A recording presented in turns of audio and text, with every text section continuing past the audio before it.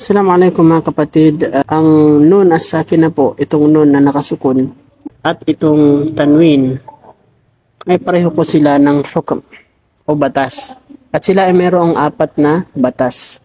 Yung izhar, idgham, ikhfa at iqlab. Sa video na ito ay atin lamang pong ituturo yung virtual na batas nila, kung ano yung nakikita lang. So sa video na ito, pinasimple lamang po natin. Dito muna tayo sa izhar. Izhar, ibig sabihin po ng izhar ay yun po yung pagpapalinaw sa pagbigkas ng nun na sukun at yung nun sa tanwin. Itong nun na sukun ay magiging izhar siya, magiging malinaw yung pagbigkas dito kapag meron kang nakikitang sukun dyan.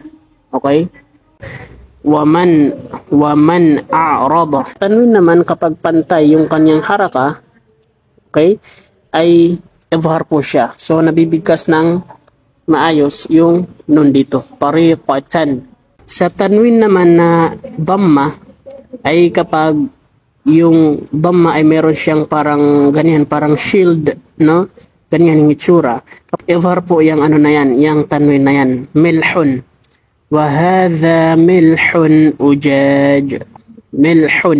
Hanggang dito na lamang po. Assalamualaikum warahmatullahi wabarakatuh.